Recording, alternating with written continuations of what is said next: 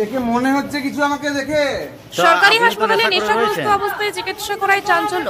আমাদের শরীর অসুস্থ হলে আমরা সাধারণত হাসপাতালে চিকিৎসককে দেখাতে যাই, কিন্তু সেই চিকিৎসকে যদি নেশাগ্রস্ত অবস্থায় থাকেন তবে সাধারণ মানুষ কোথায় যাবে?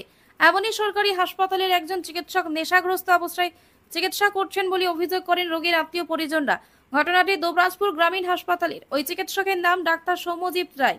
তার বিরুদ্ধে স্থানীয়দের অভিযোগ, তিনি নাকি প্রতিনিয়ত নেশাগ্রস্ত অবস্থায় চিকিৎসা করেন। হেতমপুর গ্রামের বাসিন্দা শেখ সাজিবুল জানান, আমি আমার ছেলেকে ডাক্তার দেখাতে এসেছিলাম, কিন্তু যখন ডাক্তারবাবুকে দেখি তখন তিনি নেশাগ্রস্ত অবস্থায় ছিলেন এবং আমাকে প্রেসক্রিপশন লিখে দিলেন। আমি যখন নার্সদের দেখাই, ওনারা বলেন ওষুধ ভুল লেখা হয়েছে। তারপর ডাক্তারবাবু ওই প্রেসক্রিপশন আমার হাত থেকে কেড়ে নেন এবং আমাকে মারতে যান।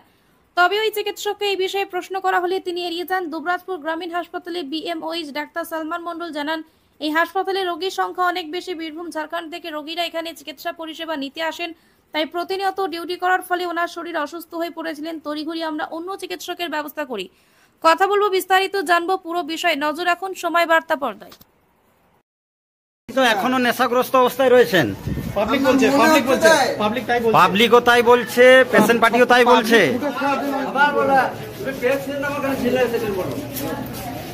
আপনি কি নেশাগ্রস্ত?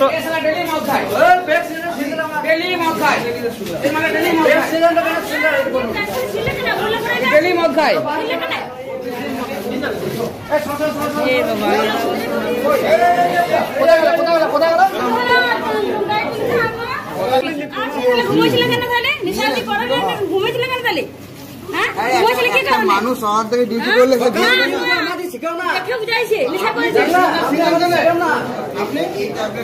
দেখে বুঝাইছে নিশা যারা করে না তাদের বুঝা যায়।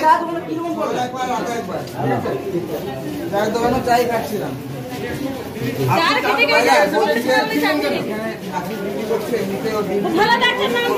বলছে আমি ডাক্তারবাবুকে শুধারলাম, ডাক্তারবাবু তুমি ঘুমিয়ে যেছো, তো গেঁজা ফেঁজা খেয়েছো কি?